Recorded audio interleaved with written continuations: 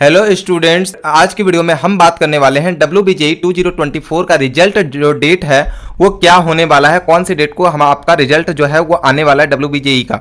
ठीक है, साथ ही साथ बात करना चाहते हैं कि IIM के अंदर कितना सीट्स और बच चुका है, कितने सीट्स पर जो एडमिशन है वो IIM JEE के थ्रू हो सकता है एंड बाकी का बचा हुआ कितना सीट्स है जिसके अंदर एडमिशन जो है वो WBJE के थ्रू मिल सकता है एंड मैनेजमेंट कोटा के लिए कितना सीट्स और बच चुका है। ठीक है, तो इन सब चीजों पर आज हम लोग डिटेल में डिस्कस करने वाले हैं।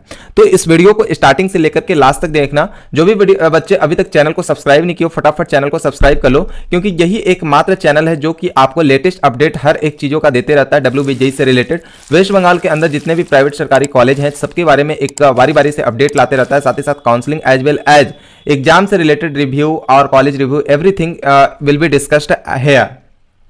तो स्टार्ट करते हैं इसी के साथ। सबसे पहला हम बात कर लेते हैं इन 2023 के अंदर 2023 की अगर हम बात करें तो इसके अंदर जो एग्जाम डेट था वो आपका क्या था, 30 अप्रैल को था। ठीक है, 30 अप्रैल को एग्जाम था एंड जो रिजल्ट डेट था वो कितना था, 26 मई।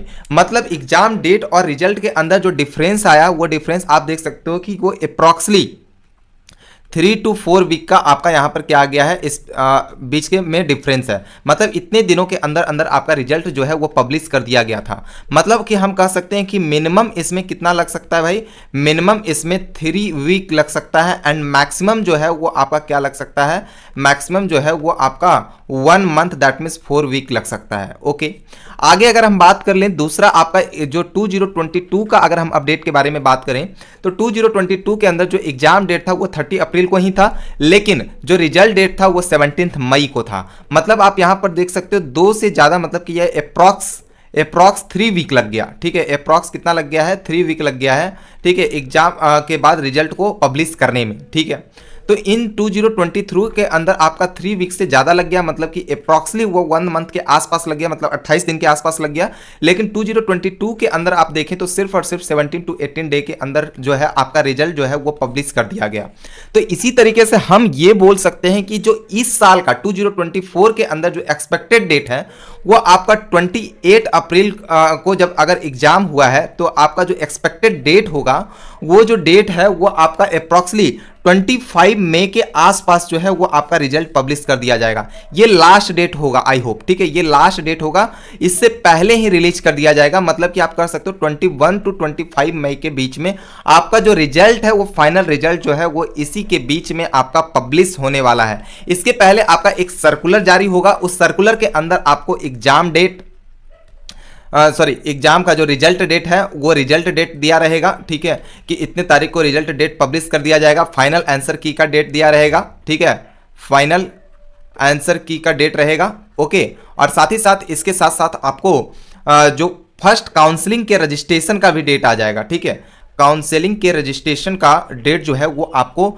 दे दिया जाएगा, काउंसलिंग रजिस्ट्रेशन डेट। एंड साथ ही साथ इसके साथ साथ आपको क्या चीज, राउंड 1 का रिजल्ट, राउंड 1 का रिजल्ट, ठीक है, राउंड 2 का रिजल्ट, ठीक है, मॉपअप का रजिस्ट्रेशन, ठीक है, और साथ ही साथ मॉपअप का date, everything will be available in that circular. ठीक है, ये सर्कुलर बहुत ही जल्द रिलीज होने वाला है, अगले 1 वीक के अंदर अंदर ये सर्कुलर जारी होने वाला है। ठीक है, वो जारी हो जाने के बाद आपका कंफर्म जो है वो फाइनल आंसर की का डेट भी आ जाएगा, साथ ही साथ रिजल्ट का डेट आ जाएगा, काउंसलिंग के रजिस्ट्रेशन का भी डेट आ जाएगा, राउंड 1 राउंड 2 के रिजल्ट का भी डेट आ जाएगा, और साथ ही साथ आपके मॉपअप का registration as well as result का डेट आ जाएगा। तो ये था हमारा एक्सपेक्टेशन और डेफिनेटली इसी के आसपास जो है वो आपका पब्लिश होगा। जिस तरीके से मैंने बताया था कि 28 अप्रैल को ही एग्जाम होगा, कोई यहां पर डिले नहीं होगा, उसी तरीके से मैं यहां पर भी एज्यूम करके चल रहा हूं कि यहां पर जो आपका डेट है रिजल्ट का वो आपका 21 to 25 मई के बीच के अंदर हो जाएगा। ठीक है, अब आगे हम बात कर लेते हैं IIM के सीट अपडेट के बारे में। ठीक है, बहुत सारे बच्चे के मन में यह सवाल आ रहा है कि भाई जो IIM है इसके अंदर अब जो सीट है वो क्या सीट हमें मिल पाएगा या नहीं मिल पाएगा।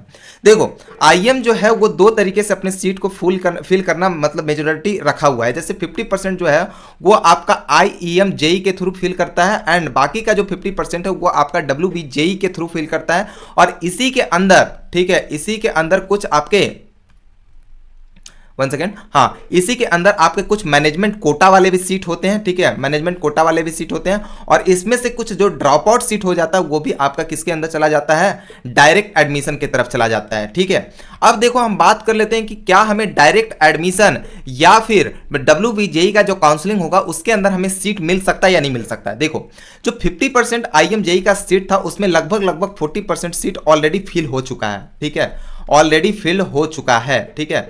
और बाकी का जो 10% जो सीट है उसके लिए IMJE जो है वो 4th फेज आपका कंडक्ट कराया जा रहा है। IMJE जो है उसका 4th फेज जो है वो कंडक्ट कराया जा रहा है, ठीक है, कंडक्ट कराया जा रहा है, ठीक है। अब कंडक्ट कराने के बाद जो 10% सीट है इसी सीट के अंदर, और मैनेजमेंट कोटा का भी एडमिशन ऑलरेडी स्टार्टेड है, ठीक है, तो ऑलरेडी एडमिशन हो रहा है, ठीक है, लेकिन जो बाकी का 10% सीट बचा हुआ है इसी के अंदर आपको मैनेजमेंट कोटा वाला सीट भी देखने को मिल जाएगा, और कुछ सीट जो है वो IMJE के थ्रू फिल हो जाएगा, ठीक है। अब बात रहा कि अगर IMJE वाला जो 50% अगर वो पूरा कोटा फिल हो जाता है तो क्या हमें WBJE के बाद हमें क्या डायरेक्ट एडमिशन वाला सीट मिल सकता है? तो देखो भाई यहां पर दो कंडीशंस हो सकता है, ठीक है, यहां पर देखो दो कंडीशंस हो सकता है। सबसे पहला कंडीशन ये हो सकता है कि जो 50% जो सीट है WBJE के थ्रू, ठीक है, WBJE के थ्रू, ठीक है, यहां पर सबसे पहला बात यह है कि कट ऑफ जो है वो क्या हो जाएगा, थोड़ा इंक्रीज कर जाएगा।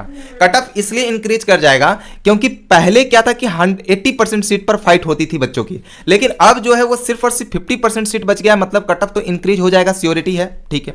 और बाकी इसके बाद जो मैनेजमेंट कोटा वाले जो बच्चे हैं ना, जो सोचते हैं कि नहीं हम WBJE के रिजल्ट के बाद हम एडमिशन लेंगे मैनेजमेंट कोटा के थ्रू, तो उस केस में क्या होगा कि आपके लिए सीट जो है वो बहुत कम बच पाएगा, ठीक है। और few seats will be available for management quota, ठीक है, और फ्यू सीट्स अवेलेबल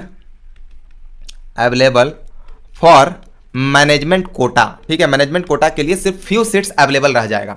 अब इस फ्यू सीट्स में भी दो चांसेस होगा, एक तो सबसे पहला बात या तो आपको नो सीट्स, कोई सीट ही ना मिल पाए, ठीक है, दूसरा ये हो सकता है कि अगर मिले, ठीक है, इफ सीट्स अवेलेबल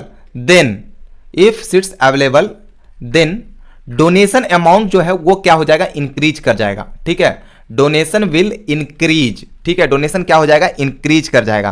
तो इन सारे बातों का आपको दिमाग में ख्याल रखना है। एंड नेक्स्ट स्टेप आपको क्या करना है कंफर्म करने के लिए, IM के अंदर सीट लेने के लिए।